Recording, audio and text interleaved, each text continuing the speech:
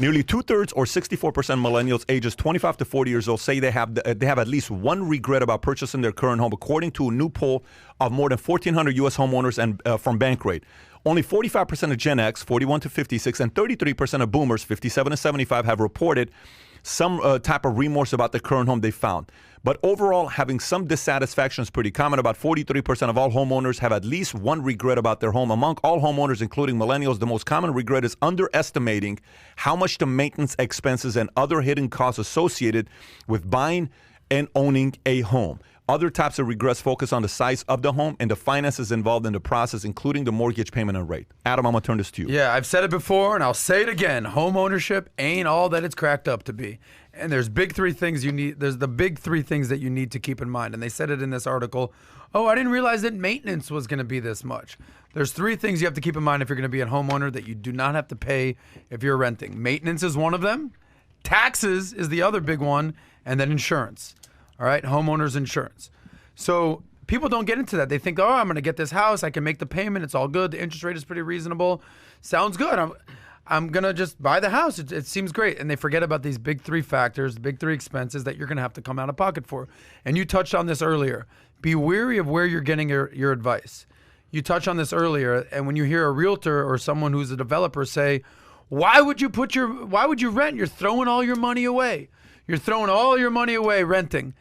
Who's giving that advice? Like you said, someone that wants to sell a house. Exactly. And you said, well, be patient, stay in the market. Why would you leave the market? Who's saying that? Somebody that ultimately probably works on Wall Street. So yeah, Julie Swenson right now just gave $5 and she said, I don't agree with the home prices due to birth rates. We are easily going to see appreciation in the next 5 years, right? Yeah. So Julie, here's my response to you. I don't disagree that real estate is a bad investment today. Here's why. Hear me out. Let me tell you how I'm processing this.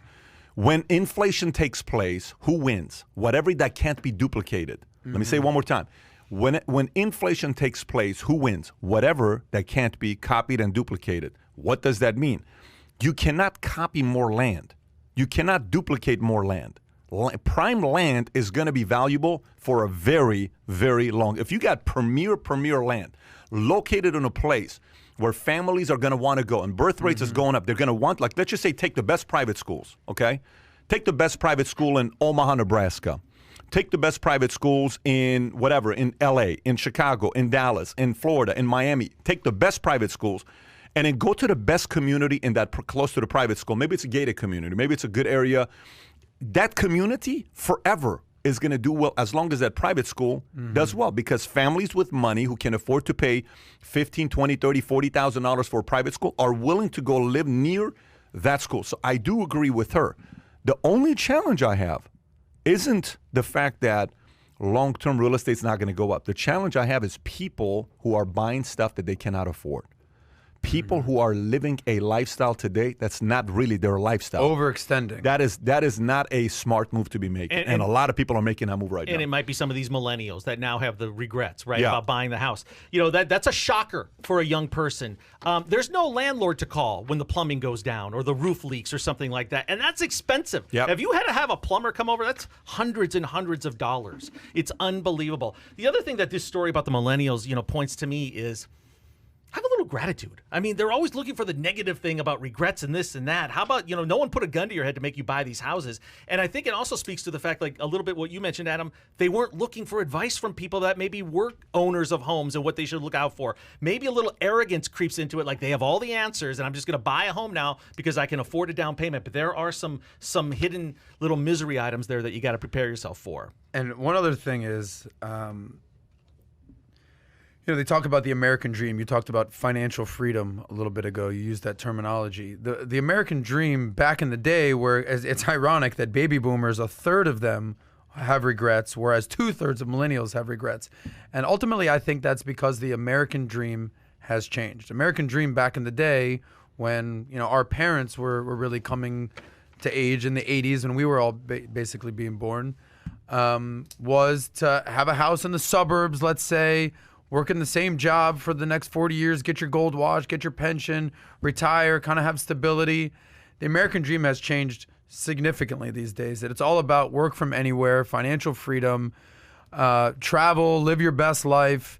and not necessarily being tied down. A thing that I'm a huge proponent of is having high flexibility and low overhead. So look at my life in the last 12 months. I lived in Miami, I lived in Dallas, I lived in Boca, and we might be moving again in the next... We are going to be. Okay, so the point is, if I was locked in, well, Pat, I'd love to be a part of Valuetainment, but I've got a house in Pembroke Pines. True.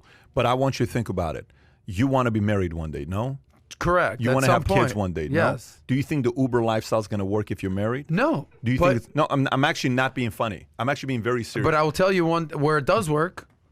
Where? So... Yes, I agree. At some point, if you have kids, you're gonna need a house. You're gonna need a you're car. An athlete. You worked out yesterday. I'm looking at the guy was. You were vascular coming back after basketball. You're gonna want to teach your kids how to play basketball. You're one of the best athletes that came out of high school. You're playing football. You had all these records with basketball. You were an athletic guy. So if you want to drop these guys, so what I'm saying to you is, I think the approach you took to save your money, it is genius on what you did, and I think more people ought to take a play out of your playbook. But that is with the intentions of saving money, because once you are married, you get to choose what zip code you want to raise your kids in. You get to choose what private school you want to put your kids in. If you want to raise your kids with the religious beliefs that your family has, maybe you want to raise them with a private school that link to a Jewish community. If you want to do that, great. If you want to put them at Pinecrest, if you want to put, you could do that. You have those options. But it's with the plans of eventually having choices. Forever, it's not sustainable to be like that. Single, maybe in New York. I don't think it's going to be sustainable in a place like this. I totally agree with you. I totally agree with you. I sacrificed all throughout my 30s to save money, not to have major expenses. But keep when it you flexible. say sacrifice, listen, it's not like you've had more fun than 100 single men combined. So it's not like you haven't had the fun. Let's not say sacrifice like it was a sacrificial lamb outside of the bar. You're like, got a little freaking, oh my gosh, drinks. Thank you. When I say sacrifice, meaning I still haven't bought a Rolex for 20 G's. I still haven't bought a Lambo for 200 grand. Could I have? Yes, but I'd rather save that money, invest that money, so when I'm in my 40s, I'm not freaking out, stressing over what kids I'm going to go to. You also don't even care. You have a certain fashion that you follow, black, white, blue, jeans, certain shoes, and it's very basic. That's kind of how you do it. I think this is something that our audience should... You cut your own hair or somebody else cuts your hair? I go to this guy, Rapatoni. But I think there is a. By the way, he looked great in Dallas. That hair's ridiculous. I don't know how old Rapatoni is in his 50s. The guy's ridiculous. He's doing very well for himself. Something that I will say is that you get so caught up in materialism and consumerism, on the latest Gucci belt and the driving this car and the fashion. There's something just so awesome at just being comfortable in your own skin. I fully agree. Dude, I got a black T-shirt on. I got no jewelry. Good for you. But I feel great. I'm not even saying for me. For our audience out there. It's not about the stuff, the materialism. Look, some people, it's about being comfortable in your own skin. I think for me, it's whatever drives you. Okay, I think it's whatever drives you. You broke it down in your 4 different... Whatever drives you, and that drives you, I love it. Whatever drives him, I love it. Whatever drives Shana, I love it. Whatever drives me, I love it. It's whatever drives the individual. But I think there's more leaning towards having some of the money in the bank today, because just assume bad times are usually coming every 5 to 10 years. It just, every 10 years we have a recession. That flat out. It's just the numbers run that way. About every 10 years, 5 to 10 years. Sometimes 2 to 4 years, but it's 5 to 10 years we have a recession. And those who are prepared for it, guess what? They end up being called the geniuses. And you can act as much as you want that you're making real money today. It's not as by the way, let me make a prediction to you. Let's just say in the next 24 months, Dow goes to 25. Bitcoin goes to 8,800. Unemployment goes to 8.8. It's kind of throwing numbers out there. Okay, unemployment goes to 8.8. Taxes go to the roof. Biden actually does what he does. Okay, taxes go to the roof. Money supply is not looking pretty. China is blowing up, growing, doing incredible things. Okay, all of these things that are taking place. Those people that were sitting on millions of dollars, you think they're shopping the way they are? No. The $300 that they're saying they're about to cut in how many different states? What was the number with $300? How many states are being cut? Nearly 2 million Americans will lose that $300 unemployment benefit this summer. That's a lot of people. 2 million people. So that's about to go away. Yeah, but there's 8 million jobs that are open. It just goes to show they don't want to work. You're right. Yeah. You're right. What did Applebee's just announce? Kai, was it Applebee's that announced they're hiring 10,000 new people? Pathetic. And they're having a hard time finding. But- By the way, Applebee's is paying bonuses just to apply. Yes. To Chipotle's apply. doing it. A lot of Can them are you doing it. imagine McDonald's, what's going yes. on? They're begging people to know. get a job, and they're not wanting But it. we're Go going ahead. two different directions Yeah. here. Where were you going with all those stats? Where Yes. I'm going with this, when that happens, Yeah. if that happens, okay, who then is the genius 2 years from now? People sitting on the cash, not Such being an as idiot who? with their money. Such as who? The people that listen to me and save that money. Such as who else? The Give people, me big names. Such as who? as far as Warren what Buffett. Warren Buffett. Yeah. People going to say, this flipping conservative muck. You know what? value investor. This guy. Yeah. By the way, it's not if, when this happens, what you just laid I'm out. just- That's I'm- a actually, scenario th- that's I'm that just scenario saying. that you just Tracking. played out, I Yeah. think is very reasonable in the next 5 so, years. and then people are going to say, well, Warren Buffett, maybe Munger, maybe this, maybe that. So look, I'm of the place that the moment you no longer listen to the youngins, you have a blind spot. The moment you also don't take counsel from the old experience, just gonna you say also that. have blind spots. By the way, I think it's both though. I I agree. think too often we're coming from a place of, well, I know what I'm talking about and all this. Do you realize, I have shoes older than you? Those bullshit type of lines people say. Listen, that's showing you got a blind spot. Yeah. I got shoes older than you. No, when I wanted to find out about how social media works, I sat next to a girl who was Candy's daughter. Her name is Phoebe. She was 14 years old. She's now doing great in her life. Shout out to the Kendi family, Kendi and Ellie. I'm sitting next to Ellie in Hawaii.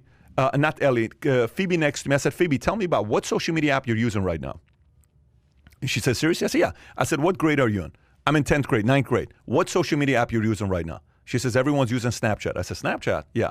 I said, not Facebook? This is like 10 years ago. She says, no, everyone's using Snapchat. I said, can you show me Snapchat? How does it work? She shows me Snapchat. Then I'm in Bakersfield. A girl named Shauna Blado and Marlene Colmenares. They say, Pat, why are you not on Snapchat? I said, what do you mean Snapchat? This is 8-9 years ago. They're showing me Snapchat. I listen to them, and I'm like, oh, this guy's got these millions of subscribers, whatever. I'm listening to the youngins on what's going on. But if these guys get too cocky with that, they lose. If the youngins don't take the counsel and say, dude, listen, I've seen 10 markets. Right. I've seen 10 ups and downs. I'm telling you, you may be up to something with crypto, but I'm just telling you, you may want to take a little bit of experience on what I've seen happen over the last I think what you're 7 saying years. is that it works both ways. Yes. And everything is cyclical. Both have blind spots. When the Correct. old and experienced get too cocky, they get destroyed and replaced. When the young and energetic get too cocky, they lose tens of years of their lives because they could have saved that 10 years by listening to somebody who made that mistake 40 years before they were even born. So I think there's an element of learning from both. So if you enjoyed this little short segment from the podcast that we did, here's another short segment to watch. Or if you want to see the entire podcast, click over here. Take care, everybody. Bye-bye.